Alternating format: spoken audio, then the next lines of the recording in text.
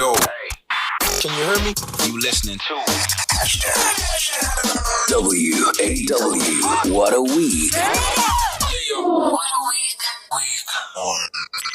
Our celebrity guest is in the building. He's become famous for playing a defiant icon on screen, and this on top of playing a number of diverse roles in his career. His family would say that's quite apt, since he's also been a bit of a rebellious spirit since a young age, so we're told. Please give a wow welcome to Mr. Who Says You Have to Be a Zulu to Play a Legend. Make some noise for Lemogang Tsipa. Yebo. Lemza. Yes, sir. What's up, my dude? Ngiyaphila. How are you, sir? Hold on. So where were you born? Let's just start there. I was born in Pangeni. You were born in Pangeni? Yes. Okay, so you're Zulu through and through. Yes. It's the most sort of African experience I know. All my friends from back home, you know. Yes, sir. Yeah. But then obviously you have a non-Zulu name. Yes. It's because both my parents are not. In any ways. Okay, so where are you folks from? My dad is from this side. Both of my parents are from this side. Yes, sir. The Gauteng side. Sure. My dad grew up in Mamelodi. Sure. And my mother grew up, I think, in the East Rand, like Springside. So how did they end up in Pangeni? They both went to study at the University of Zululand. Yes. Yeah. And then pursuing their studies further. And then they met. Love happened. You know, university. And they're like, where must we leave? You know. Unfortunately, I think through the program, my dad found a job early, and he was kind of the person, I think, pressuring them to move back. Absolutely. Yeah.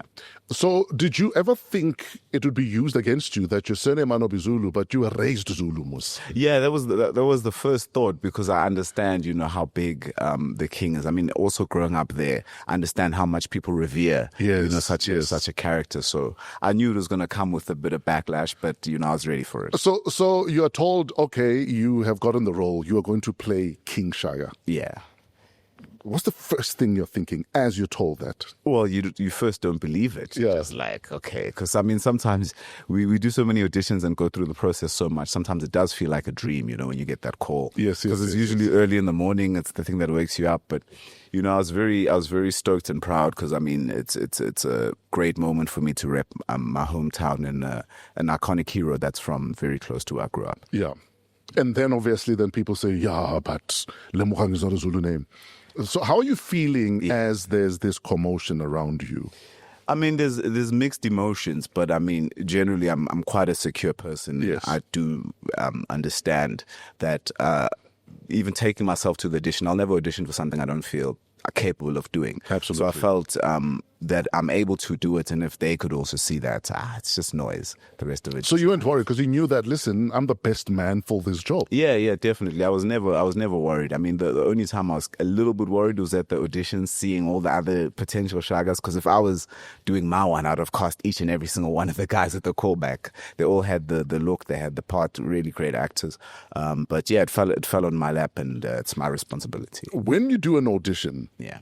do you prefer a self-tape where you tape yourself and you send it in, or do you want to see who you're up against and show up at the room? I prefer showing up in the room, seeing who I'm up against, because there's times where it's both encouraging and discouraging. Yes. I mean, if you see the big hitters arriving in the rooms, you know, your Tembinkosis, your Wise Mans, etc., then you know that you're in the right rooms as well. Because there's other auditions where you know they're a little bit dodgy. When you look at the room around, you don't really feel that presence in that weight. So I prefer that, and as well, another positive with it, you get a lot of direction from. It helps when someone's reading for you, as and opposed to just your imagination. Yes, Because I could do it by myself, but sometimes you could steer it in the wrong direction with the right intention. Yes. I'm proud to say my lady has gotten a couple of roles with me reading for her during a self-tape. Yeah. So if ever you need someone to read for you during a self-tape, you must call me. Trust and believe. Because clearly I do something right. Yeah, let's go all the way to Hollywood. Now, you're a child, you're 9 years old, and you are diagnosed with ADHD. Yes. What kind of modern-day parents do you have that have you tested? Because when I was a child, you were just told you're disruptive, you're a problem. Yeah, I think it was a combination of the parents I had and the schools I went to. Both my parents were academics. Oh, yeah. My dad was a physicist. My mother, still to this day, is pursuing her studies. So when are you getting a real job? Hey, yo, it's tough. It's tough. I must still. There's a few after season 5 of Shaka. Then Yeah, then maybe. then yeah, I'll consider. But Yeah. my parents were very academic, very strict. But I think I was also, because they were such smart people, and they always knew that I was an intelligent child, because I was very curious, always asking questions above my kind of grades, and so it was when I was not performing, to the level of my capacity in school, and that was just simply because my energy was not. I couldn't sit still. I couldn't focus on one thing. So they realized, they took me to these things, and then they took me to a remedial school, which was focused on kids with special needs of different varieties. But that's where I kind of learned the skill of having to compartmentalize thoughts and Oh, focus. yes. So going to a remedial school worked for you then? Yeah. Well, I'm sitting here right now. Because often, I remember even when I was in primary school, we had a remedial class. But because we're kids and we're dumb, Yeah. we'd always say the kids in the remedial class are the kids that can't keep up, or dumb, or, you become unkind. Yeah. And that's what kids do. Yeah. The only reason I wanted to be in the remedial class was because the teacher was hot. Yeah. Sounds about right.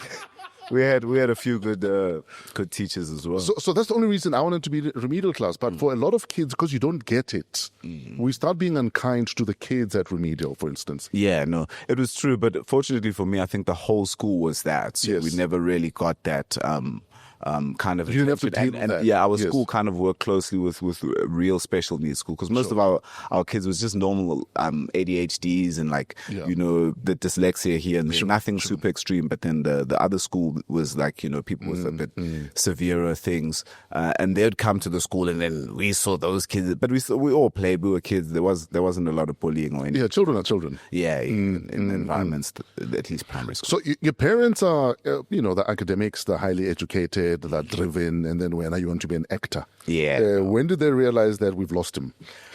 So it was a very, very tough time. I think I matriculated 2008. Yes, sir. And 2009, I was planning on going overseas to do an exchange program, but that was the year I think the recession hit. So the program that I was going to go with closed. So I had a year to kind of figure out what I'm going to do. Got the odd job here and there. Worked for my dad, went back to my old school, bunch of different things.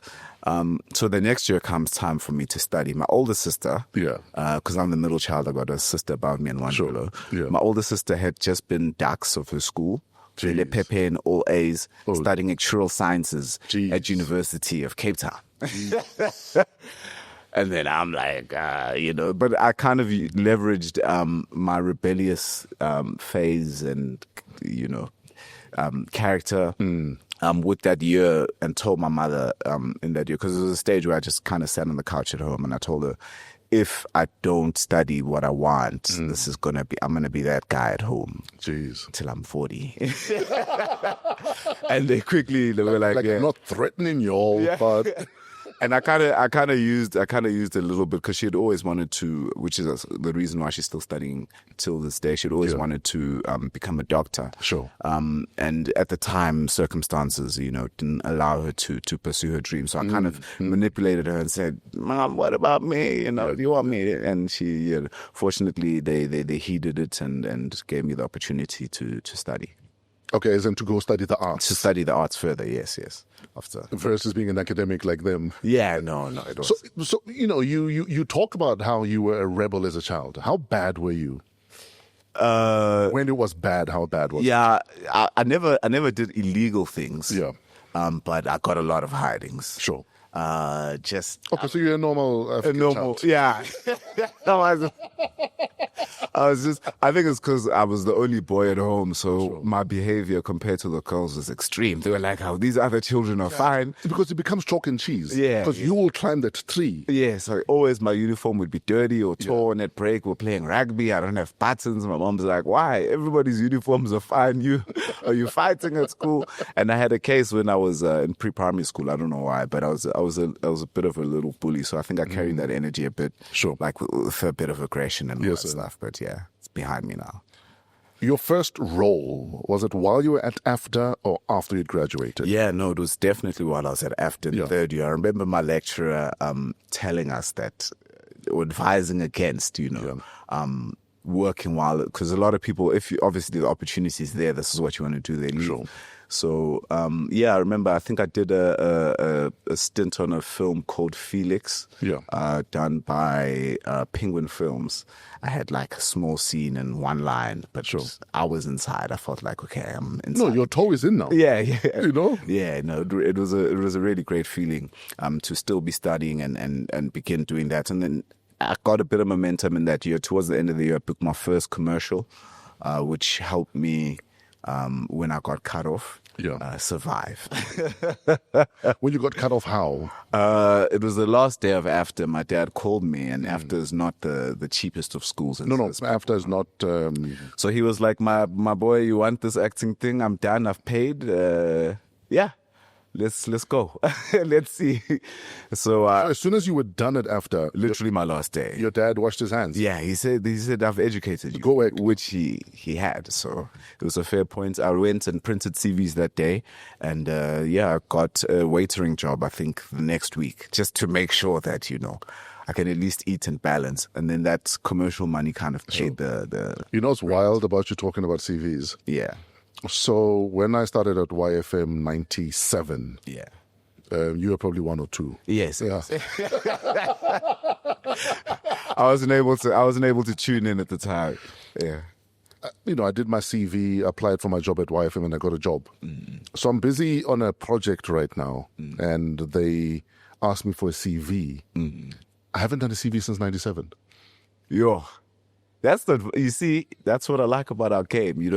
A lot of it. Often your work speaks for itself. Yeah. You don't have to write it on papers. People will see it. So I'm stuck. So I must do a CV. Where do I start? So I went to Google how to make a CV. Yeah. So now I've got a CV. ChatGPT as well. And I mean, you've definitely been in the game enough for ChatGPT to have the info on you. No, shame. She spits it out. Yeah. No, she spits it out, and she spits more than I want. Yeah. At least she spits. Tries. So you then are on your own. Yes, sir. Did you ever want to turn back and say, fuck, maybe I shouldn't have taken this? There were definitely moments of doubt, because I mean, it's not an easy game to navigate, and I always liken it to like being Tarzan and swinging from vine to vine. Sometimes you let go of a vine, you don't know, your eyes are closed. There's no vine. You're hoping. That side. And as you plummet and almost touch the ground, you grab another one and swing. That momentum takes you even higher. So, yes. I mean, there's been a lot of challenges over the years. There's been times where, things have been financially strenuous, but fortunately, I've never been at a point where I haven't been able to sustain myself or have to literally switch to something else. So I've always had something industry related that kind of pulls in and sweeps the day. So the talent and the gods always show up at some stage. Yeah, for sure. And also I think a bit of the inner drive. I'm looking at this card, reminds me of a little side job we used to have with my friend over here who came with me. Uliz. We used to work sound for this lady who used to pay us, I think it was like $200 or $300 like a session, and we'd come and connect sound and like all these. But we'd fetch the dodgiest baki. I'm telling you, Fresh, it was wild. Like the door didn't open. We had to enter through the windows. Oh, wow. It's the when the wheel alignment's off and it's driving on an angle like this. So we did a bunch of things to survive. But I mean, it was all of those things to just keep us in the spaces and, interested in this. Tell us about working on the Dark Tower. Ooh, that was a crazy moment. That's what I'm asking you about it. Yeah, the Dark Tower, so it has a precursor story and then the story to the thing. Okay. The precursor story started when we were in varsity in third year. One of the lecturers at school got an opportunity to cast extras for Long Walk to Freedom. Yeah. And so obviously she came to me because I was a very energetic kid. The ADHD was on steroids. Yeah. And it worked in art school to my benefit. So they're like, you're the perfect kid for this thing. So, I pull up to this thing and it's Long Walk and Idris Elba's there, whatever. So I'm literally an extra in the back. So imagine a setup like this. So is there a scene where we can pause and zoom in and we'll see you? No. Shit, so we don't even see you. I'm trying to explain the context. So you see how we're shooting here. So pretend we're Idris Elba. We're behind the scenes there. I was an extra because it was a scene where he was shooting a newscasting scene, and I was one of the crewmen. They made me a cable bash. I was just happy to be in the room and watch him perform. But I remember... Is your name in the credits? Nothing. Fuck. So at the end of that move, at the end of his scene, he's like getting escorted by his, I don't know if it was a bodyguard or some other guy who's also big like him. He's taking him out the room. And I just jump in between that guy and I hold his hand. I'm like, my brother, in the next 4 or 5 years, me and you are going to work on something together. Shut up. So Dark Tower was that moment. So Idris Elba says what to you as you... He's shocked. Security. He's shocked, but he's also like, I mean, it's obviously a safe environment. I wasn't coming there with like a gun. You're not an assassin or anything. Yeah. So I'm shaking his hand and he just kind of gives this look at me and he's like, okay, I'll see you on set, kind of in a weird way. So that's 5 years before Dark Tower. And then Dark Tower happens. And then I remember at least there now, I've got a speaking part, I get to hang out with him at lunch and stuff. Did you remind him? I did. And he remembered me. And I was like, shit. oh, man. And the crazy thing is that same year, I got an agent in the UK, which happens to be the same agent as him. It was a really crazy full circle moment. Yes, sir. Yeah. So the gods keep showing up. No, they do. And they keep blessing and we're receiving all of them. So when you work on a show like The Dark Tower, star-studded, it's a proper production. What do you take from such an environment? I think you just learn what's possible with scale and budget. There was a scene we had to do. There was about 5 big South African actors, Mary Twalas, Warren Masemulas, etc., who were doing this thing. And it's a scene outside. It was raining that day. And in my mind, usually rain days or pay days, because it's like you got to cancel. We're here. We already came to work. It's a free payday. No. They brought a cherry picker, which is like this crane that has this screen that covered a set that's bigger than the square behind us. Oh, wow. Just an umbrella. And I'm like... Yeah, because they can afford it. Yeah. There's a budget. And then I'm like... And then the sound, they're like, don't worry about sound. We'll ADR everything. I'm like, man, this is so wild. It was the first time, experiencing such a thing. Because I'd worked on a few local productions at the time, but nothing of this magnitude. So it was... So budget can fix a lot of things. There's no excuses. Once you have budget, you can do almost anything, anywhere. We will build a ship and we'll sink it. At the Titanic in real life, So, it was an amazing experience and a very humbling experience to see and learn that. So, I became a fan of your work when I watched Beyond the River. Oh, thank you. Because I was like, who the hell is this kid? Yeah. This kid kicks ass. Thank you. Take us through Beyond the River. For those that haven't watched it, please watch Beyond the River. Yes, Beyond the River is one of the most inspiring South African stories. Yeah. It's based off a true story of the first black and white guy to partner up and win a gold medal in the Duzi Canoe Marathon, which is like the Comrades of canoeing. Yes. It's a very, very tough thing. How much of it did you do? Oh, it felt like we did the real thing. It felt like we did the real thing because we shot over about 5-6 weeks, and then the actual race footage we had to do in 2 weeks. Yeah. So, but it's every day. There was a day, I don't want to lie, I woke up at 4 or 5, went to set at about 6. Yeah. All I did from 6 to 6 was run behind the car. Yo. The whole day, and then the next day it's canoeing. So it literally felt, I didn't have a Fitbit or anything, but I think we probably did the equivalent of that marathon. Please next time take my Fitbit if you're going to be doing running and canoeing. Yeah. A lot of people think he looks good in Shaka, Ilembe. That physique is from the canoeing, guys. Trust me. And Beyond the River, that was the fittest. Can I tell you, like, in the preparation of that thing, that was one of the most challenging, if not the most challenging preparation things I've had to do for a film. We had to learn how to canoe. Now, canoeing looks easy. It looks like you're just sitting in a boat. It's like learning how to ride a bike. The whole balancing, holding your core, it's a completely different. And remembering to stay holding. Yeah, and then after you've learned on flat water, then you go to those rivers. Yeah. Then there's the rapids. It's not the same. There's a rock. You know what I'm saying?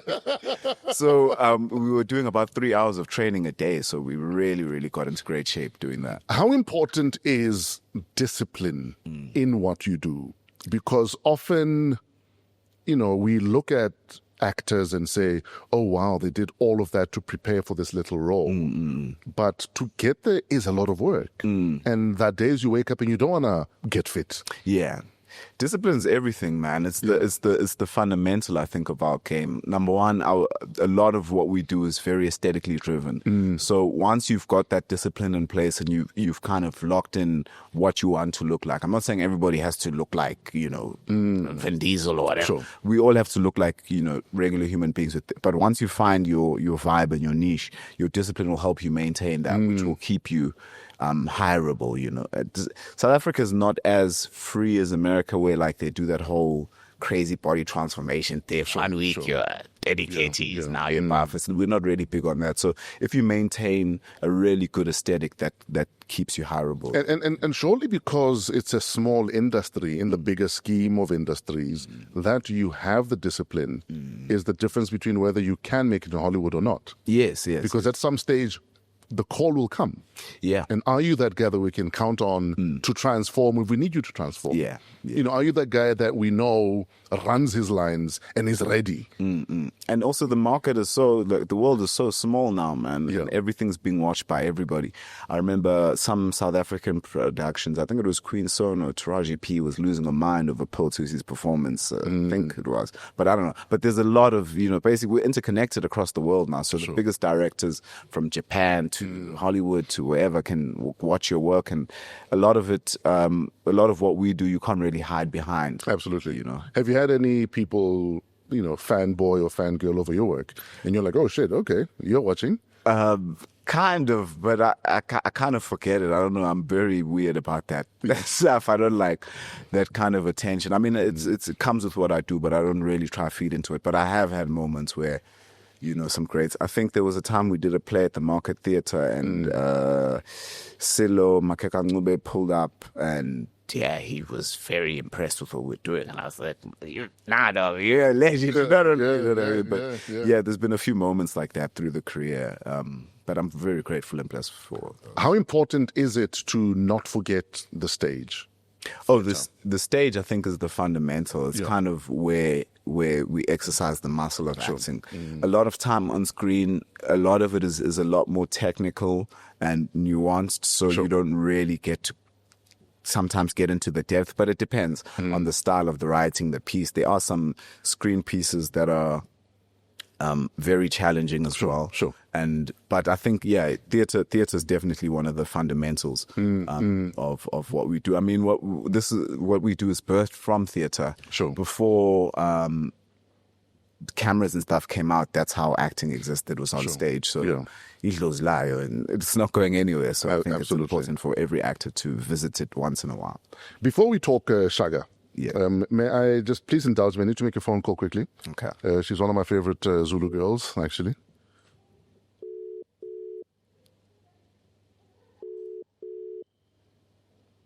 We're calling Brenda Mtambo, one of the hottest voices on the continent. Not only to show off that I have her on speed dial, but also because she has a show coming up. Oh, fine. Why is she not answering the phone? Hello, Brenda. Hi. I was like, why are you not answering the phone? What's going on? Like, are you Bluetooth? I was answering. It just rang once. So our guest in studio today played your king in Shaka iLembe. We're hanging out with Lemogang Tsipa. Sawubona, Brenda. Hello, Lemogang Njani. Ngiyaphila unjani sis? Ngiyaphila kufana ukuhlala. So because you don't have the king on speed dial, I figured Lemogang might be able to. You figured, let me sort you out, girl. Exactly. Brenda, you've got a show coming up, and we'd like to buy tickets for our viewers. If you'd like to go to Brenda's show on the 2nd of September, please just put your name in the comments. That Brenda tickets, please. But also, please subscribe. If you've subscribed, you stand a chance of winning tickets. Where is the show happening, Brenda? The show is happening at Gold Reef City Lyric Theatre on the 2nd of September. Okay. It's a decade experience, so it's a beautiful, big production. I actually took your advice, Fresh. You said, Brenda, do it big. I'm doing it big. so doing that. So you listened to me. I did. Remember, I sat down with you on that chair. No, I remember. And then Yes, because I remember even after the show we attended in Sandton, I said to you, no, Brenda, no. Yes, you did. No, You did. like we need big shows. Yes, this one is a bigger show, big production. It's in a big auditorium. It's beautiful. We're putting all the stops for you guys to come and enjoy the show. It's going to be super amazing. I have an 8-piece band with a brass section. It's really going to be beautiful. I don't like to blow my own horn so much, but really I'm putting together something really incredible. The reason we have a brass section is so that we don't blow our own horns. Wow. Brenda, where do we buy tickets? The tickets are available at Web Tickets or Pick and Pay. Alternatively, you can book them through my office, info@brendamtambo.co.za. But it's easier to just book them on Web Tickets or Pick and Pay. Okay, so I'd like to support your business, Brenda. I'm going to buy 10 tickets for 5 of our subscribers. So please subscribe and just put Brenda tickets, please, in the comment section. 5 of you will get a double ticket to watch Brenda live in concert. Lyric Theatre, 2nd of September. It's going to be an incredible show. She's a great voice. She's got a gift that you need to experience in person. So please, let's support Brenda and let's pack out the Lyric Theatre. Brenda, we love you, and we'll see you on the 2nd of September. I love you guys. I love you guys so much. Thank you so much for supporting our business. Thank you for supporting me. Thank you for being a good friend and a brother. I appreciate you guys. Thank you so much. Love you, Brenda. That is Brenda Mtambo. So you're on set of Shaka Ilembe. Yes, sir. Tell us about day one, because it's a massive production. Yeah. Day one was the most chill day for me. Yeah. I was coming in. I think they started shooting a bunch of other story stuff. So all I had to do was come in, put on my costume, come to set, and say hi to people. So it was beautiful, but it was a crazy experience. Did you have to be in character as you walked in? As in, were people bowing as you're working? A few people did, but for me, it's still a weird thing. I think this is one of the first characters that has drawn quite a massive response from people. So I think. Yeah, it's a strange thing, but a few people do. Even in the building where I live, the concierge at the door every time, "Where I went over," and they bow. But I'm trying to get used to it. But I guess it's. So what do you say? By the dog. Yeah, I gotta find a response. Yeah. So you're on set. You're busy shooting. And then the Zulu King shows up on set. Ooh, that was a crazy... Like, come on, dog. But that day was the if I can speak about it now because it aired this past week. That was the day after we shot the scene where Kendinyane dies. Sure. So me and Umtu are covered in blood. Sure. Like fake blood, and it's sunset. The king just arrived. He's also running on a tight schedule because he's a king. He's got, He's got king stuff to do. So now we're trying to wrap up this side and catch the golden hour, but it was very cloudy and extremely cold. Yeah. So the clouds are one of the key things in the show. I'm not sure if a lot of people have noticed is the backlight. So we're trying to always have it backlit, but because of the clouds, the sun was gone. So we're just covered in blood, waiting for the sun to come out. Jeez. Eventually, it does come out. We get the shot, then we rush over to the king's side. The only thing to wash, because literally we don't have resources. We're in the middle of the bush. They want to put a shower there, but they can't build a shower. Every time we must move from this hill to that hill. So we had a bucket with water that was warmed 30 minutes ago that traveled on a gravel road because that's where the generator. So we had to kind of bucket wash ourselves. And then go meet the king.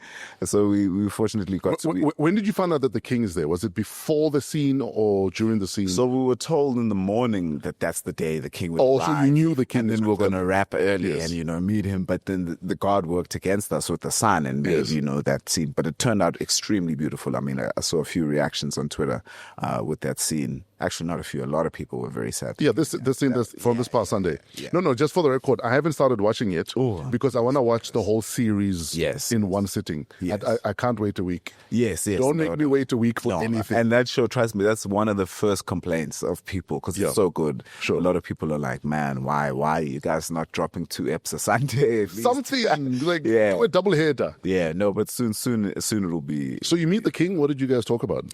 if at all? We never really got to have a chat. It was Yeah. more of just like an introduction. This is the guy that's going to be doing the thing. And then the praise singers kind of came through. And Yeah. it was more of a kind of a prayer to the ancestors and asking for a blessing. But Sure. we haven't really had a sit down yet to chat. The other actors did have a chance because while I was covered in blood, he was there and they were not covered in blood. On Oh, set. yes. And got a chance. So Ntando Zondi got to chill with him. And Was it not wild, though, that you are playing his great-great-great-great-great-grandfather? Yeah. You are meeting him. yeah. No, That's wild. It's a crazy experience. I think it was the second kind of time that happened to me. The first time was on Beyond the River Yeah. because the guy who was playing was still alive. Oh, yes. It's like, dude, I'm supposed to be you. Yeah. So this was kind of connected to that, but obviously on a different scale because he represents so much, and it's also not just anybody's grandfather; it's a king's grandfather. Yes. So it's in every history book about it's, Africa. It's a guy that trended around the world before Twitter. Exactly. So it's- Exactly. Yeah. So you, unfortunately, are not only playing a legendary African leader, but you are also now supposed to remind us that forget about Henry Cele. Yes. I'm here now. Yes, that pressure. No, that one, even I haven't. I love Henry. He's my favorite. For a lot of people, Yeah, he is yeah. still King Shaka. No, definitely, Yes. and I understand a lot of their perspectives, a lot of nostalgia. I mean, there's certain moments where things hit you in a particular way where you can never reach that point. I remember one of the first films I watched in cinema was 101 Dalmatians, and for me, it's still a classic. Yes. I can show it to you 2000 miles. You'll watch it, this movie. Don't get it. Yeah, but it's because, the time it hit and what Yeah, it represented. I think when that film came out, there wasn't a lot of imagery of strong black people, in the media, and he wasn't just a fictional character. This guy existed and we knew it. So that pride and all of that for a lot of the people that are a bit older and got a chance to experience that. I get it. I ain't hate him. So when you are playing a role like that, Yeah. do you watch the old series? No. So Or do you go in with zero context of what else has been done before?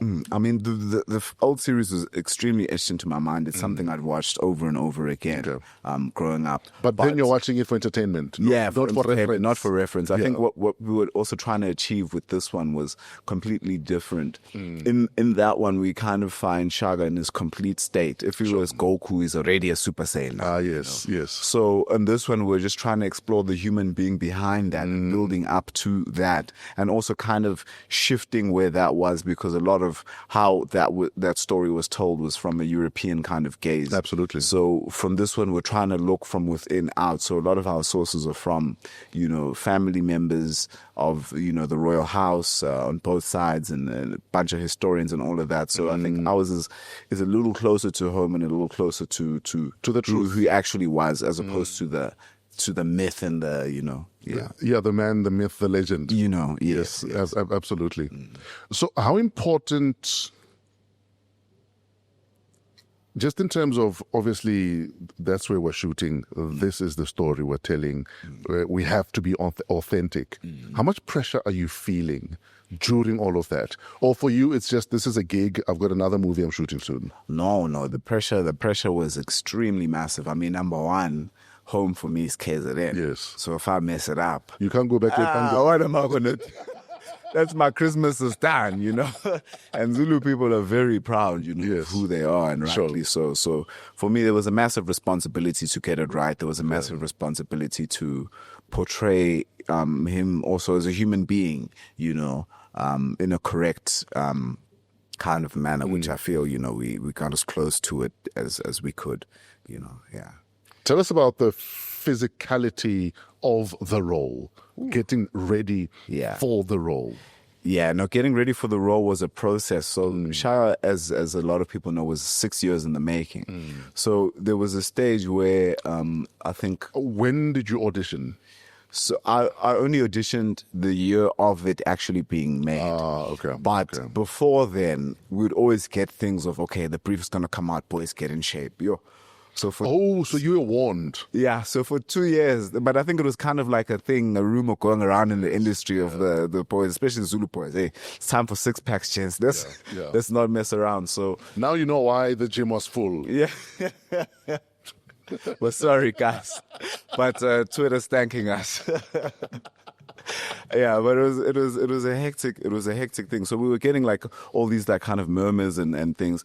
So I got into shape a few times. Getting into shape is so much work, man. And even just like the maintenance of eating. For me, I'm not generally like a big guy. Sure. So to maintain a massive size, I got to eat so much. Which for me just means I got to cook. I don't mind the eating part, it's the cooking. The prep, I don't know, meal prep is... Yeah, it's, you know what I mean? It's a schlep, yeah. So that whole thing...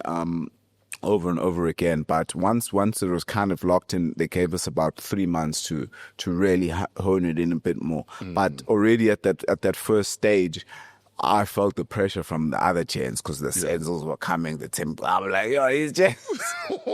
And then so when I was given the role, there was the whole debate of the story. They didn't know if they wanted to keep the same actors for, you know, the young part, and the old part. Yeah. And then I told them that I was willing to do the whole American body transformation thing. And they were like, okay. Yeah. So they were trying to crunch things with the schedule to see if that was feasible and whatnot. And eventually we reached a point where they'd worked it out to be like, okay, we can't do this. Okay, so for those that don't know what you're talking about, well, how does that work? So for the Teenage Shaka, the opening parts that you've seen, the last 2 episodes, 8 and 9, when I first arrived, Shaka's a bit smaller. Sure. And I literally lost weight for that. I went down to about 68 kilos. And then... So how does one lose weight fast? What did you do? You just don't eat and cardio. It's not... So you're running on an empty stomach? Literally, it's not the vibes. I was so cranky. I was so... man, it was a very hard time. But I think in that time, it was almost like a fasting process, which helped me really focus. But it's also back again to discipline. Yeah. And I always argue this. If you can control your need for food, you can actually sharpen your mind for a lot of other things. No, true. I think that for me was one of the things that helped me focus the most. Yes. In that process, learning new movements. Stick fighting is not something I really grew up doing. Sure. I mean, once or twice with boys messing around, but it wasn't like a religious on a Friday thing. Yeah. You're not an expert. Yeah, so we had to learn that from scratch. Obviously, with the spear and shield, that was day one. So all of those movements and having to not just accomplish the movements, but look like a hero, you know. And the thing is, a lot of people have seen the Jackie Chans and the Tom Cruises. So also in an indirect way, you're competing with John Wick because now I've seen the standard of action is here. You can't just... You know what I mean? You can't half-ass it. Yeah. So there was all that pressure as well as also representing Africa, knowing that this is going to go out to the world. And this is what people are going to deem as the standard of African cinema. So to get all of those things right, it was, Okay, so Teenage Shaka, you had to run and not eat and lose all that weight. How long did you have to get back to... Hey, so that one, it started... As a dream, I think it was 8 weeks. I'm like, yo, hey, let's about for 2 months. But 6 weeks. Yes, I think it ended up at 5.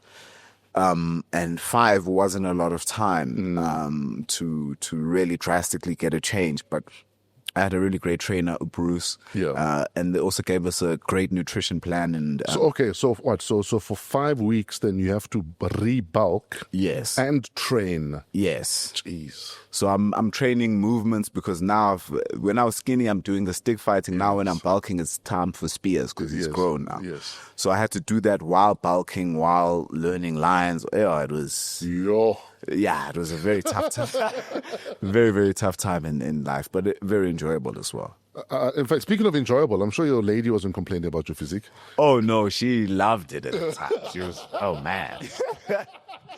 Sometimes, we get into arguments about when's that guy coming back. I'm like, no, I need to take a break for now.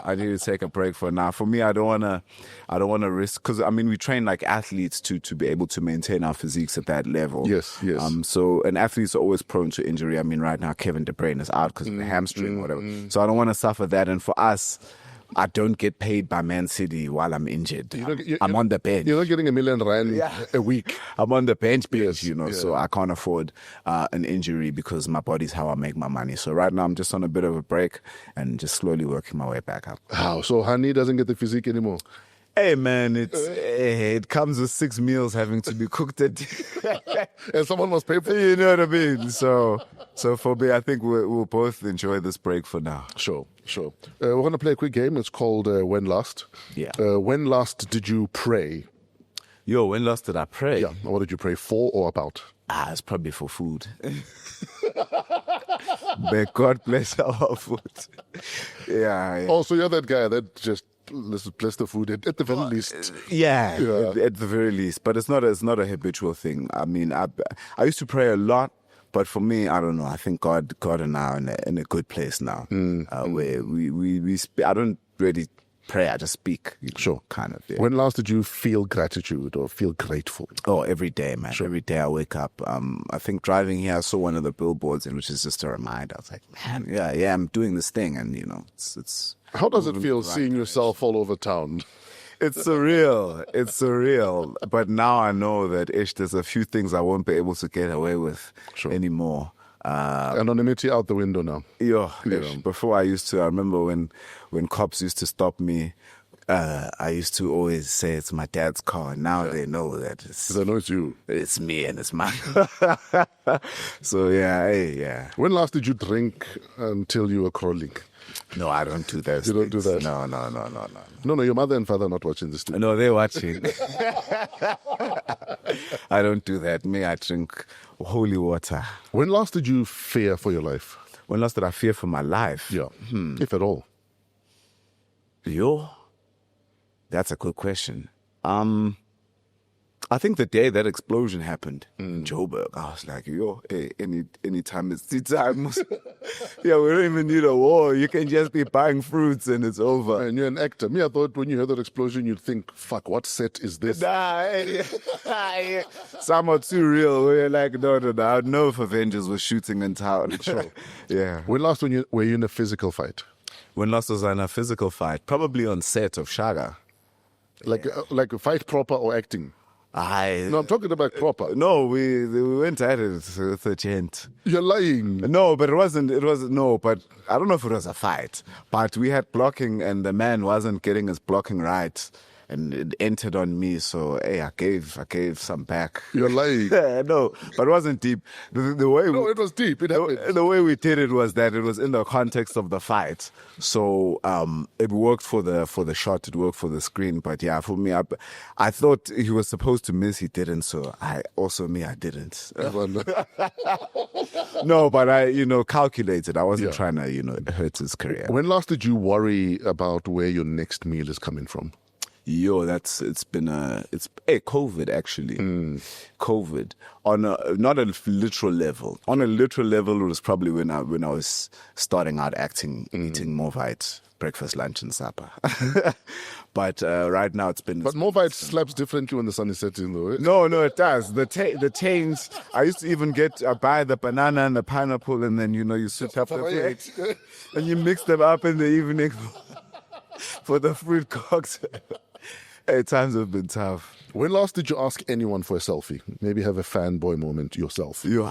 I've never. Yeah. I'm always shy. I'm always empathetic. Now that I know what it feels like with anxiety, sometimes you try to read somebody's energy, but I've never really asked somebody for a picture. I don't like. You're not that guy. Well, for me, I know that my face and my body will get captured via my job. So if I want to know what I look like at 21, sure, to look on the CV, find the thing, So I'm not really super big on pictures, but yeah. When last were you anxious about anything? Oh, I'm anxious all the time. I'm anxious when I leave the house. I think this job makes me anxious. Knowing, now the level of fame that I've kind of acclaimed from this role makes me very anxious because different people look at you for different reasons in different ways, for me, it's just a constant thing. But I've learned to live with that. Yeah. And when last did you spoil yourself? And how did you do that? Oh, yeah. It was like a week ago, 2 weeks ago. I bought a camera. Yeah, because I need to start capturing the content. People started telling me, hey, you're a star now. You can't just shoot with your phone. So I'm like, okay.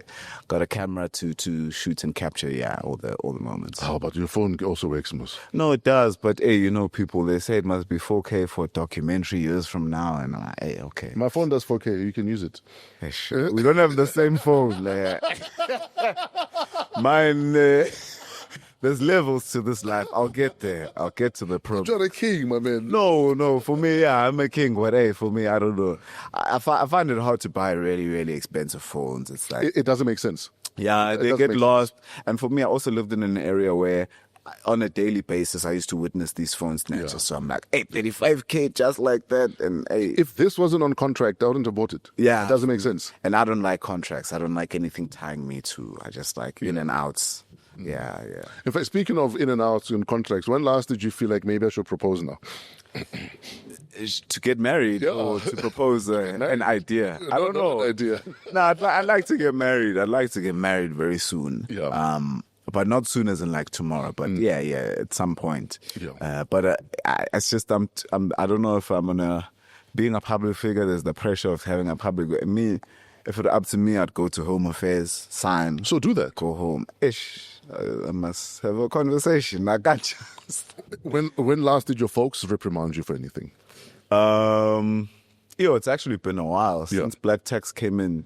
The complaints are few now, but I think during COVID I was with my mom, and we lived in the same space. So we. How did that feel? Hey, it was hard. It was hard there. Yeah. Because my father's late, so my mother's living alone a lot of the time. So I felt, in that time of us not really doing much, it'd be great to just kind of be with her. But we clashed. We had. What is the biggest thing you guys clashed about? I don't want to say on this platform. What's her name? No, it wasn't a lady. Fortunately, Mpangeni is a small town, and there are beautiful women in Mpangeni, but the ones in my age range are all married and gone away. So it was just me and my mother. But yeah, I think it was just being in a confined space for too long. She hasn't really let go of that whole, thing of being your mother. And me, I'm used to, my own freedom. So that thing of like even coming home at 12, she'd kind of look at me. I'm like, Mom, if you saw what time I come to my apartment in Joburg. Yes, exactly. But yeah. And I'm your child, but I'm not a child anymore. I'm not a child, but yeah, it's... Yeah. Losing your dad in 2017. Yeah. Take us through that journey, because it's a journey. Yeah. And you never really finished that journey. Yeah, it was the hardest thing I think I've experienced so far in my life. Yeah. It happened while I was busy. It was like in a year where I was on a roll, like work-wise, booking a bunch of stuff. And I was busy shooting East Tembiso, I think, at the time. And then simultaneously with another show in Cape Town that's on Netflix. Sure. Anyways, it was just hard, man. I got the news. I think I was in Pretoria visiting a friend, like just having vibes, But my dad was already sick. He had had a heart attack early in the year in the hospital. So I thought the call that I was going to get was that, he's home now, whatever. Because my mom was trying to really be optimistic. But it was hard, man, to have to deal with all that stuff. I didn't have a lot of time to really mourn. I couldn't really take time off work, so kind of went home. They gave me about a week off to kind of arrange the funeral things. Sure. But as soon as I got back, it's the 20 pages a day. Let's go. And you got all these emotions, boiling up inside you, as well as having to obviously pack those away and be true to the character. It was a very, very challenging time for me. Yeah. But I'm glad I got through it. I think my family was very supportive, and my dad was a pastor, so we got a lot of support from the church, which was really great. How do you show up for your mom when she loses her life partner? Oh man, I still don't know to this day.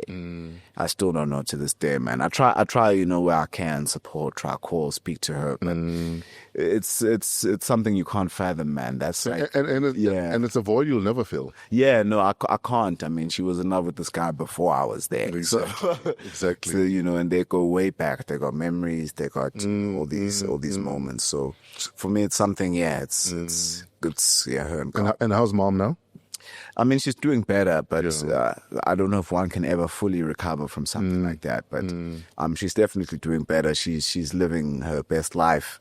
She's taken over the church now, which is great, and I think they're working on raising funds for a building project now. I was going to say, so what are we building? Every church is a builder project. No, there is.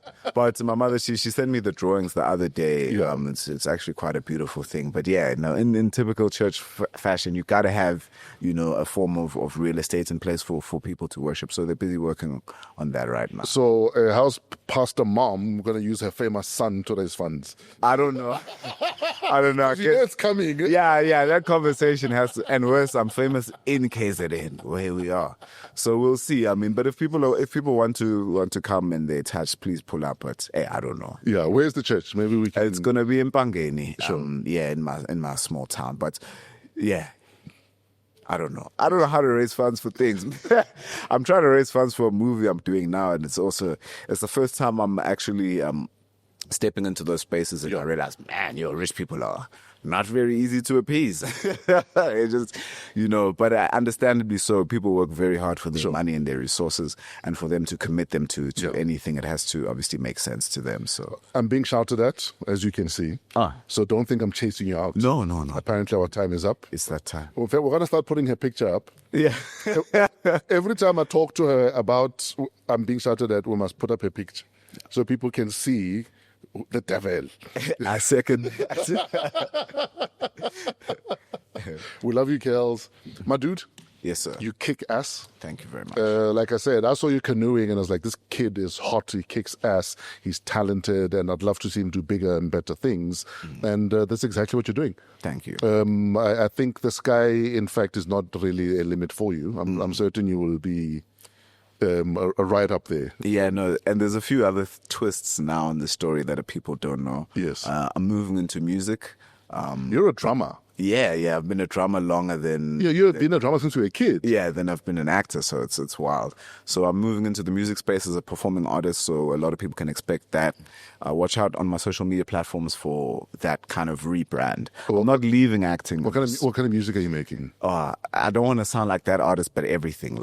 Because I played in bands, I've played from reggae bands to heavy metal to rock to whatever. So I've got ranging from Maskandi, Afro beats, my piano. I'm literally making a song for everybody. So there's no excuse. Everybody should have one of my songs in their playlist at some point. Can I add one more song you must do? Yeah. Boom, boom, boom, boom. Yeah, let's go.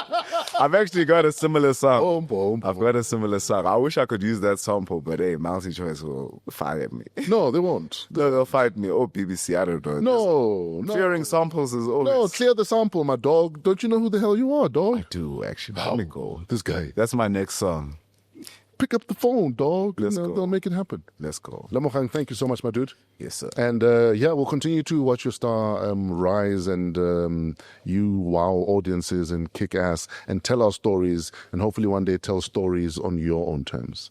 Yes, sir. With a big budget. Yes, sir. No, very to the universe. I hope you're listening. No, we're coming. We're coming for Avatar. We're going to do African Avatar. Absolutely. Ladies and gentlemen, Lemogang Tsipa is about to leave the building. Thank you for tuning in to Wow What a Week. Hopefully you've picked up inspiration in some way from today's show. So here's wishing you some intelligent exploration and a wow week ahead. Shout out to all of our guests. Shout out to AMP Studios for hosting us. Africa Podcast Network. Pezulu Works for the cinematography. Our audio imaging engineer, Otis the Flow Fraser. Lemogang Tsipa. Our creative director, Krivesh Mohan. And our show producer, Keleso Mudisa King. Email us at waw@africapodcastnetwork.com. Have a great week in spite of yourselves.